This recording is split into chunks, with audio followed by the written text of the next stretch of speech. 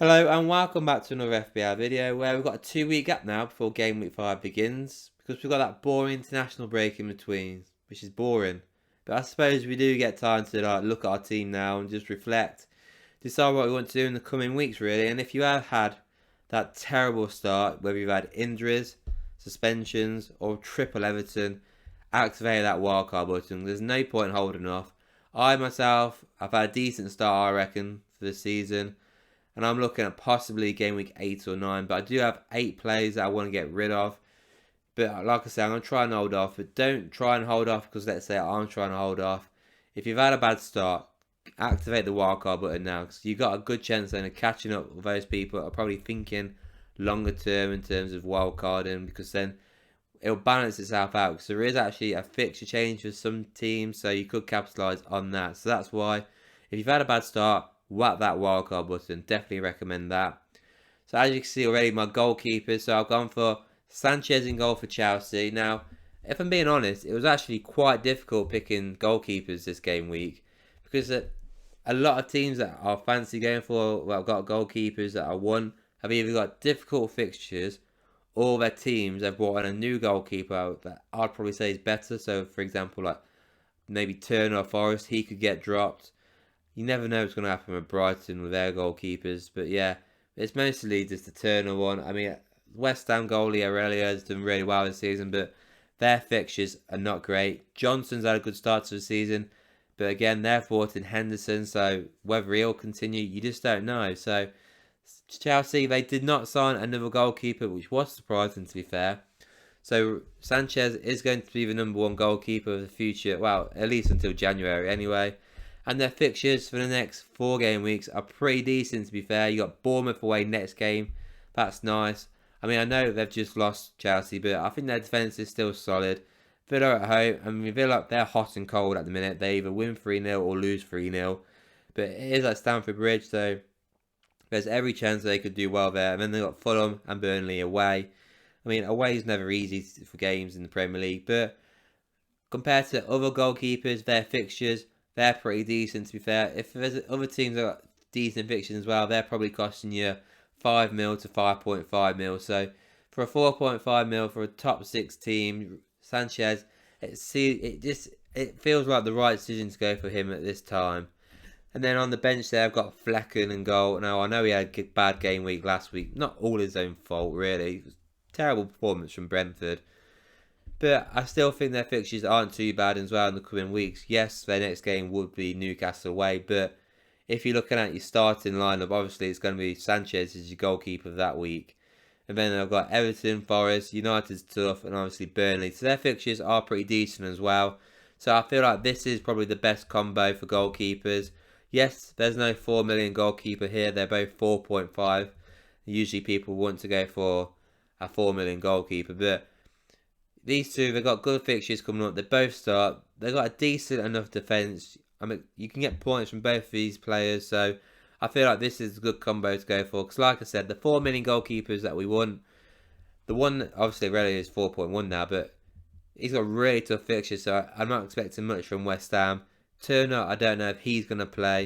I mean, Johnson, he's 4.5 million himself. So there's not really a lot out there at 4 million I'd definitely go for, so I may as well go for 4.5 million goalkeepers. I've still got 0.5 million in the bank here as well, so there's still room to play with. If you just want to go with, let's say, Sanchez and just go for a 4 million goalkeeper because you can't see yourself changing, that's fine. But yeah, I feel like this is probably the best combination to go for at the minute though. So then on to my 5 defenders now. Obviously I've gone for 3 at the back here for this formation, which works out best I think. But first up on here, I've got Udogie of Spurs. Now, I saw him at the start of the season at 4.5. I did like the look of him, but I weren't sure about Spurs' start of the season, if I'm being honest. Man United's second game of the season, it put me off, to be fair. And I just didn't know how Spurs would get on without Harry Kane and with the new manager. But they've got off to a great start, to be fair to them. I mean, yes, it was a draw against Brentford Thursday game. Brentford are a good team. And Udogie himself done really well. 2 assists already this season as well. He's already jumped up to 4.7 million. So if you are going to wildcard, I'd probably recommend doing it now. So then at least you can get on him early. Because I do think he'll go up again before game week 5. And their fixtures, I mean, they're pretty decent to be fair, Spurs. Sheffield United at home is next game. I feel like that's a clean sheet for him already. Arsenal and Liverpool in game week 6 and 7 is tough, so I'd probably put him on the bench for those 2 games. But then after that, you're looking at Luton, Fulham, Crystal Palace. That's a nice set of fixtures for Spurs.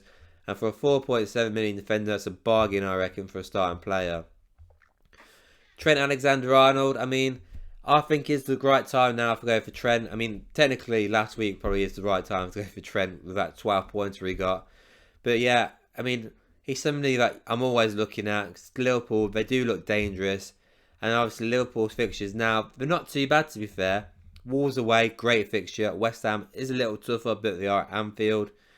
I mean, I know Spurs and Brighton aren't easy, but then after that, you're looking at Everton, Forest, Luton.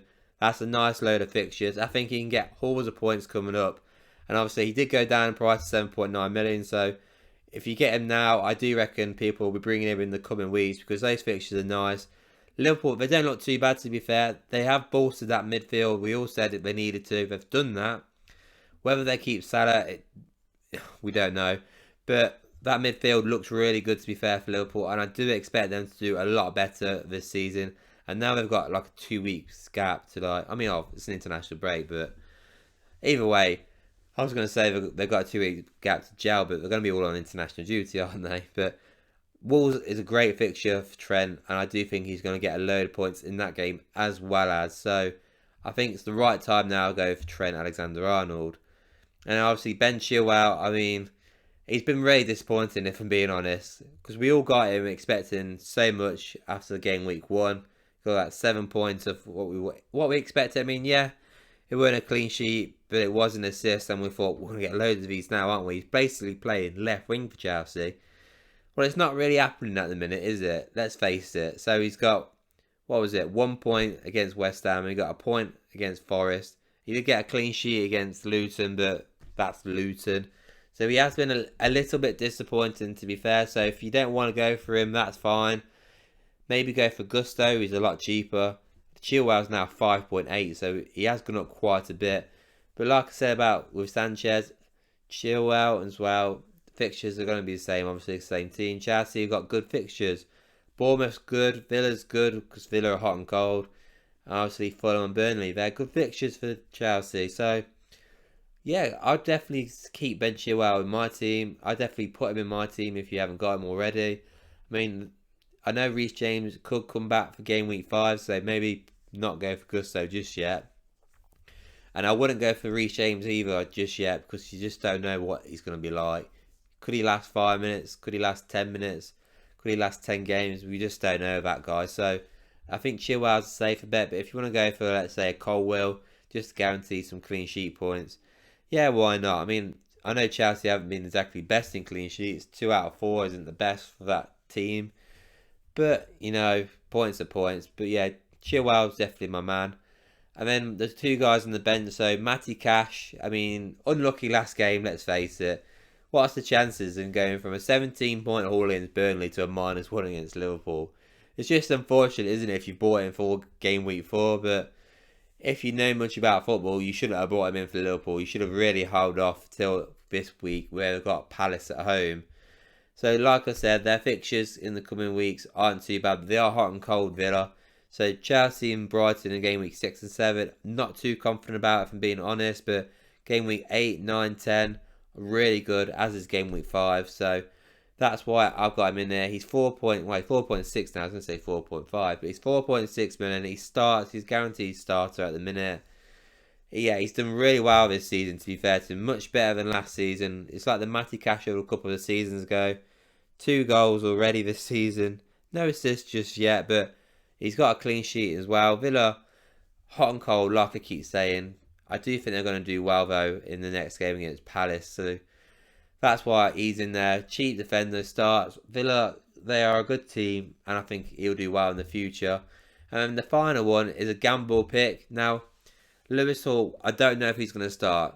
Let's face it. He might not start against Brentford. He might not start even in the following fixture against Sheffield United. So, if you're not confident with Lewis Hall, definitely go for Dan Burn. Same price, 4.5 million.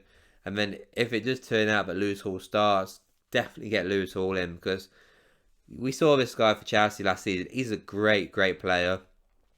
He's barely owned at the minute, obviously because he's not played. But I do think he's a sensational player. I think he'll eventually take Dan Burns' place, but we don't know how long Shaw could be out for. I don't know if it's serious. Well, it's not Shaw, sorry, Botman. We don't know how long Botman will be out for. Maybe he'll be back for game week 5. But if Botman is out for game week 5, they could put Dan Burn in the centre, and then Lewis Hall could play. And their fixtures, Newcastle's, are really good now. Their fixtures have changed.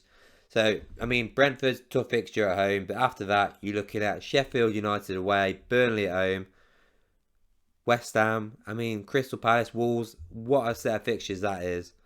So I definitely think to get a 4.5 million defender for Newcastle, I mean, they've had a difficult start and they're going to want to come back stronger after this international break. So I think he'll be a great gamble. Even if you put him in your team and just leave him on the bench for this week, so it is Brentford, at least then you can see if he starts. And if he does start, you're on to a winner. Because if he started, I guarantee that 0.2% of people that own him will change to 10% within a couple of weeks. So he's definitely somebody to look out for. Great fixtures and a great player. If he starts, this guy could be unbelievable. So then, this is how the midfield looks then. And as you can see, I have no premium midfielders in this team. So I decided not to go for Salah or for Son. I didn't go for Salah because those Saudi rumours aren't going away. So if he was to go there, it'd be a waste of time. And I just don't want that headache. Well, I wouldn't want that headache if I was the wildcard. So I've decided to leave him out. And with Son, yes, he scored that great hat-trick against Burnley. But there is a few issues I got. Like, will he continue to start up front in the middle? That Spurs have just brought in Brennan Johnson. So maybe he'll do that instead. And Son could go back onto the left. But I remember last year when Son scored the hat-trick against Leicester, he didn't kick on after that. So I'm very hesitant to go for Son right now. So that's why I've decided not to go for Son. But I have gone for a Spurs midfielder. And I've gone for James Maddison. I mean, how can you not go for James Maddison right now? The guy is on fire right now. I mean, he's already jumped up to 7.8 million. So he's gone up 0.3 already from the start of the season. And he has been literally sensational for Spurs, to be fair to him. He's got 2 goals and 2 assists already this season. So that's literally a return a game already. So great start from Maddison. The fixtures I've already mentioned are great. Sheffield United at home is a great fixture for Maddison. So he's not in my team right now, but that fixture alone makes me want to have him. Yes, game week 6 and 7 is Arsenal, Liverpool. But then after that, Luton, Fulham, Palace, great fixtures for him. He's been on fire this season. He's so creative. He's so attacking. If he's not scoring, he's assisting. If he's not assisting, he's scoring. What a player. He's definitely a must-buy if you haven't got him in your team. So, Maddison, great player. I thought you could not put him in your wildcard team. I've got Diaby of Aston Villa. Hot and cold, like I mentioned already. Now, he played 90 minutes against Liverpool. That's his first 90 minutes he's played for Villa this season. Now, he has scored 2 goals, got an assist. So, he's done a decent start already. He looks good as well. And I've already mentioned Villa's fixtures as well. Palace at home, I think he'll do well in that one. 6 and 7 looks difficult. But again, 8, 9, 10, really good for Diaby. So, he looks probably their best attacking player, I'd probably say. Apart from Ollie Watkins, obviously. But yeah, I like the look of Diaby. He's had a great start to the season. I think I've seen enough of him now to know that I'd want him in my team. Raheem Sterling's in here. Yes, he didn't exactly perform against Forest. But I feel like Forest are being made out to be like a relegation fighting team. They're actually a really good team. And yeah, Chelsea should have won that game. They were at home. But it is what it is, I suppose. He absolutely performed really well in that game against Luton. And I saw enough of him this season to think I want to keep him in my team. Because he has looked good in the games. He should have got an assist against Forest. But Jackson just missed the sitter. So he could have had a return that game. So if he did get a return, I'm sure a lot of people will still be talking about him. He is 7.2 million. So a lot of people do have him now. But Chelsea's fixtures are good. And I do think Sterling's going to continue to play really well.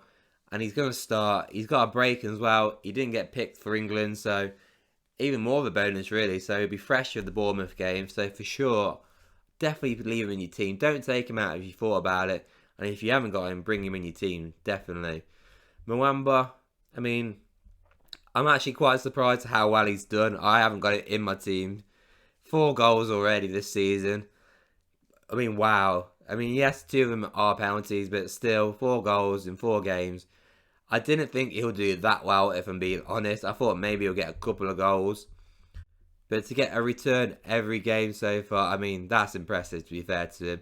And the fixtures aren't exactly bad. I mean, yes, it is Newcastle next game, but Everton, Forest, I mean, they're decent enough. Man United, I mean, he can score against United as well, to be fair to him. And then Burnley, great set of fixtures for him. He's on penalties still. Yeah, what a buy he is if you got him at 6.5. He's already 6.8 as well. So him and Madison are just climbing up, aren't they? If you imagine if you had all these guys at the start of the season, you'd absolutely be killing it. So yeah, good start for Mbeumo, and I can't see it stopping at the minute. And then finally, my second Newcastle player I've got on here, Anthony Gordon. Now, I would say he has the better fixture from him and Mbeumo, because obviously he's at home against Brentford, whereas obviously Brentford are away, but Mbeumo is on penalties, and Mbeumo plays 90 minutes. I mean, I know Gordon played 90 minutes against Brighton, but against Liverpool it was 71, 58 or 55 against Man City, 67 against Villa. So he's not playing consistently 90 minutes, whereas Mbeumo is. But if you want to gamble and go for Gordon, go for it.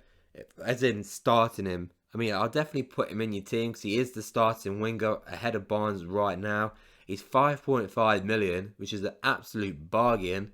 And Newcastle's fixtures are insanely good.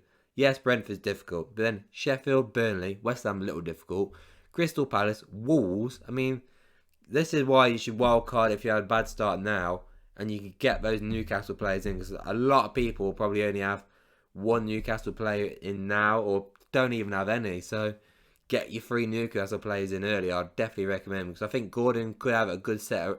Well, he could go on a good run in the next few weeks. Onto the 3 strikers now, and I've gone for Isak and Watkins alongside Haaland. Wasn't an easy decision to make, so I've gone from having no strikers really I'm interested in to so many I want now. So obviously I've gone for those 2, but I could have had Alvarez easily. Now I didn't go for Ferguson because of these fixtures, but he did just score an hat-trick, so he's something to look at. Wizards had a great start. Eduardo and Solanke have done well. Darwin's done well in the last couple of games as well. Antonio's had a great start. Wilson's scoring goals, but he's not starting. Morris has looked alright for Luton. And Højlund for United as well. He looked good against Arsenal. So there's so many options. But for now, I'm thinking Isak and Watkins are probably the best 3 alongside Haaland.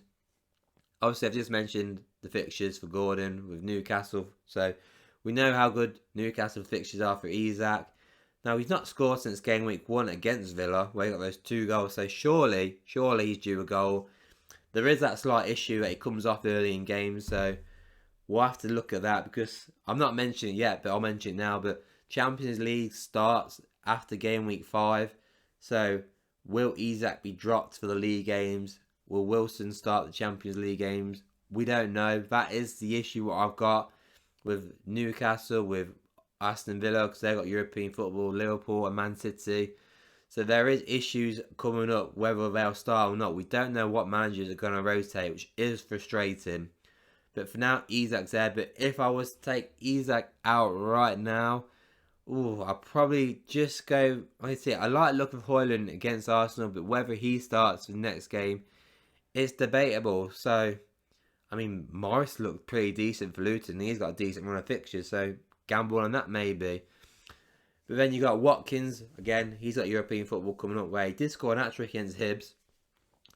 But yeah, for sure, Watkins' fixtures are really good. He hasn't scored in the league yet. He's got 3 assists, but he is scoring European football, so I'm sure the goals are going to come for him in the league. He starts 90 minutes, so that's why he's more of a guarantee than not Watkins. Isak. Watkins is definitely more a guarantee than Isak. And obviously, Erling Haaland's just an absolute machine. Nobody take him out your team. He's like 91% owned now. It's absolutely insane that 9% of people don't have him in their team. They must be nuts. But that's the team anyway. That's my wildcard team I'll go for. But like I said, there's so many changes that could happen. If Salah was to stay, maybe I want Salah in. And obviously, you just don't know what's going to happen in the Champions League. If Isak does get dropped for league games, I probably won't have him in my team. But overall, I think that's a pretty decent team. Let me know what you think of this team. Let me know if you're going to wildcard or not. Please don't forget to like and subscribe, and I'll see you all on the next one.